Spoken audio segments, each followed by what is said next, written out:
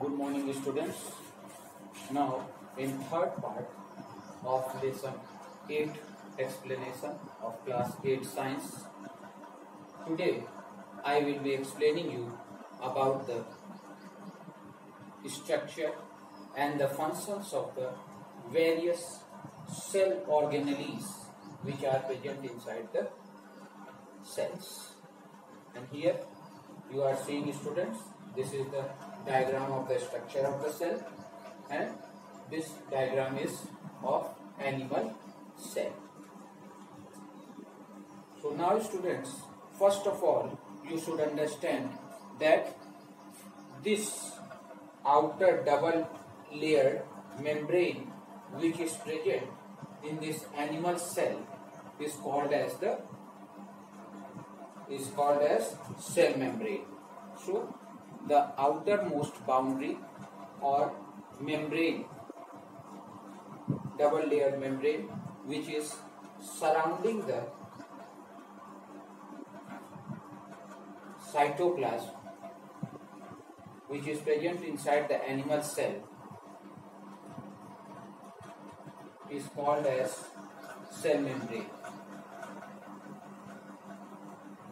The function of this cell membrane is that it helps in maintaining the shape of the cell. It provides rigidity to the shape of the cell. Second, it provides protection to the various internal contents or the cell organelles which are enclosed in this by this membrane. So it provides the cell membrane. Second important function of the cell membrane is what? That it is providing the protection to the internal content of the cell. Third important function of the cell membrane is that it controls the movement of certain materials in and out of the cell.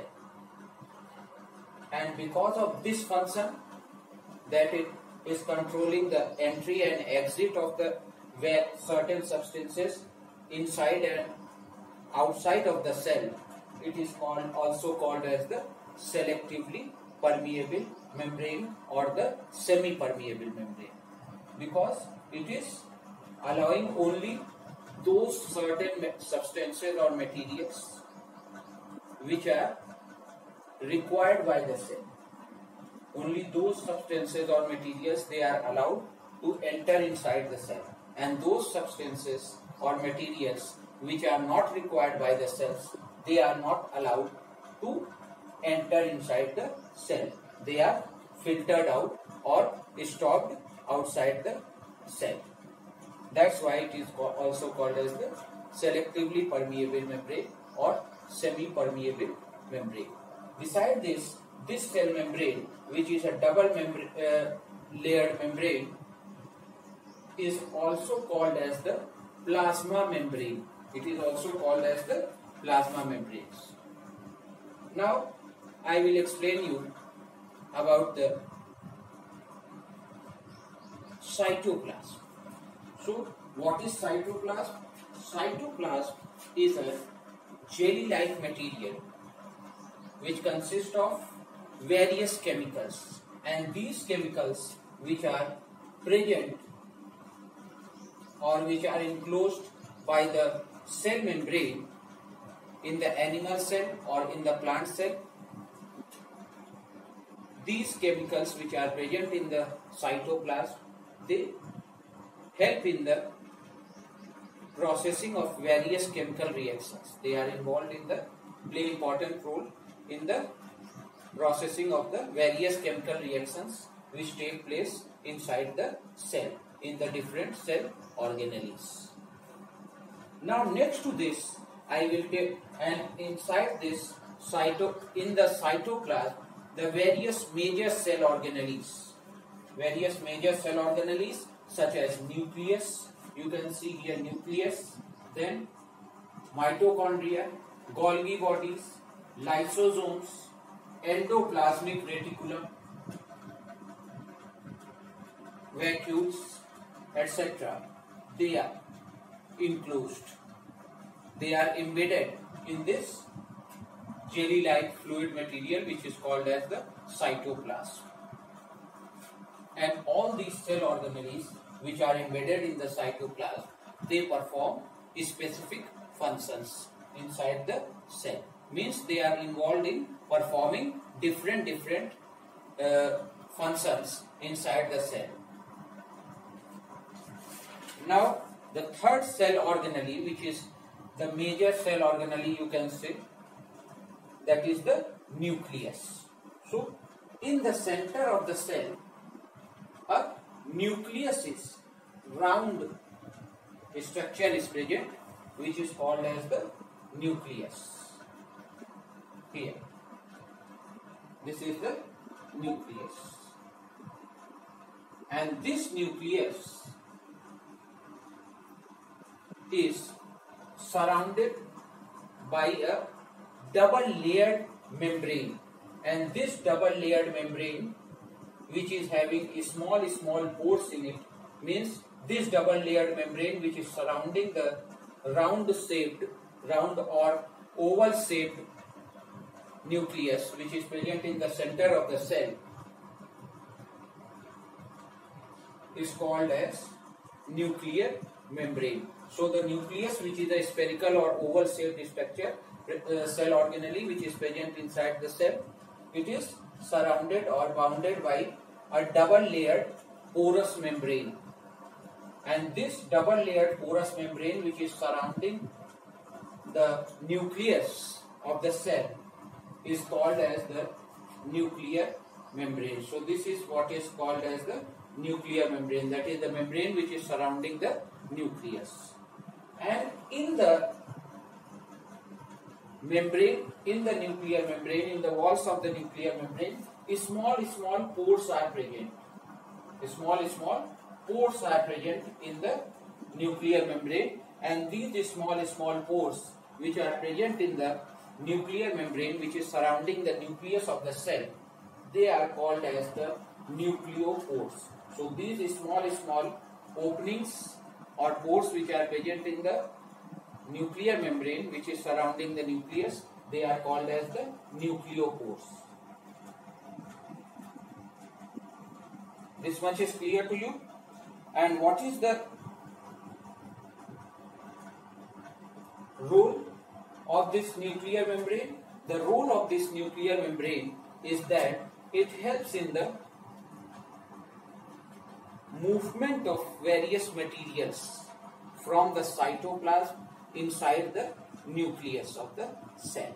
So this is the role of this nuclear membrane which is surrounding or enclosing the nucleus, which is a oval or which is a spherical or oval shaped cell organelle. Now beside this, in the nucleus is present a dense fluid-like material inside the nucleus. This dense fluid-like material which is present inside the nucleus of the cell, that is called as the nucleoplast.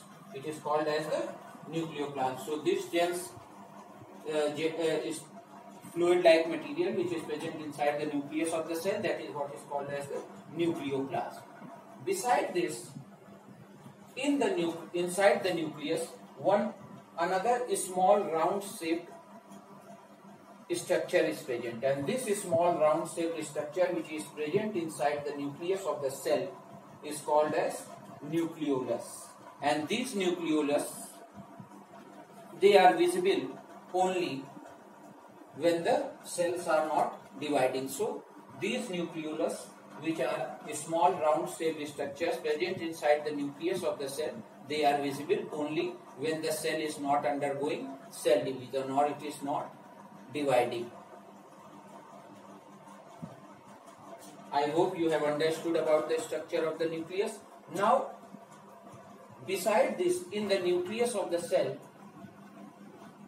thread-like structures are, coiled thread-like structures you are seeing here, coiled thread-like structures are present here in the nucleus of the cell, and these coiled thread-like structures which are present in the nucleus of the cell, they are called as So students, the coiled thread-like structures which are present in the nucleus of the cell, they are called as the chromosomes. And these chromosomes, they are considered to be the basic hereditary units.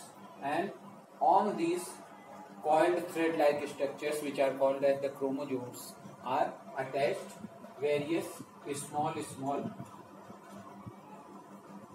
genes. So genes are attached on these coiled thread-like structures which are present in the nucleus called the chromosomes. And these genes, they are responsible for the carrying away of the hereditary characters from the parents into the offsprings or the young ones. So this is all about the structure of the nucleus. But one more thing is there, that this nucleus is also called as the control center of the cell.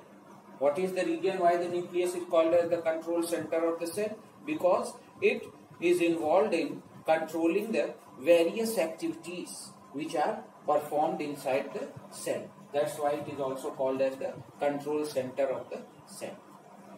Now, on the basis of the presence of or absence of well-developed nucleus, all the living organisms, they have been categorized into two groups. That is the prokaryotes and the eukaryotes.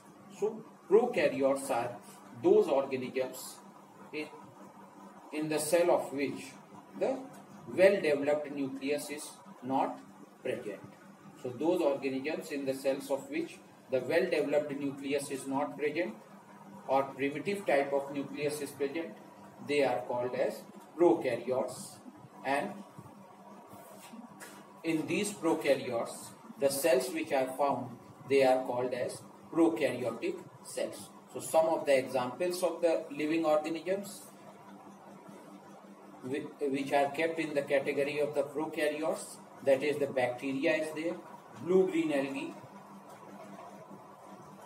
These are some of the common examples of prokaryote type of organisms. Second type of organisms are those in the cells of which well-developed or advanced type of nucleus is present. So those organisms in the cell of which well-developed nucleus is present, they are called as eukaryotes. And those cells in which the well-developed nucleus is present, which is seen in the case of the eukaryotes, those type of cells, they are called as the eukaryotic cells. And among these eukaryotes, the various organisms which are included in them, that is the higher level of animals, plants and fungi, etc., as well as the human beings also, they are included in the eukaryotes. So there are two categories of the organisms on the basis of the presence of well-developed nucleus or absence of well-developed nucleus, or that is the eukaryotes and the prokaryotes.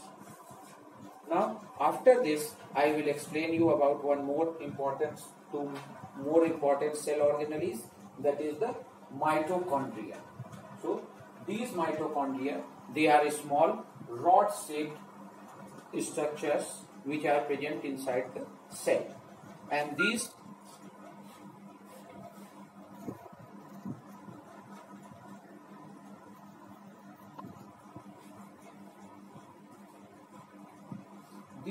mitochondria, which are small rod-shaped structures present inside the cell of both the plants and animals, they are called as the powerhouse of the cell. Why? Because in these cell organelles, the process of respiration takes place. These cell organelles, what is taking place? The process of respiration is taking place, and you all know, students, during the process of respiration, energy is released. And since these mitochondria, these cell organelles called mitochondria, they provide energy to the cells so that they can perform their activities normally. That's why they are called as the powerhouse of the cell. Now the next cell organelle about which I am going to tell, that is not present in the animal cells. They are present only in the plant cells. And the name of that cell organelle is the plastids. And these plastids, they are present only in the plant cell. They are of 3 types, and the name of the 3 types of plastids which are present in the plant cells, that is the chloroplast is there, which are also called, which are containing the green color pigment chlorophyll in them, and that's why they are also called as green plastids. And these chloroplasts, they are involved in the process of photosynthesis. They help the plants cells during the process of photosynthesis to make the food for the plants as well as for other living organisms.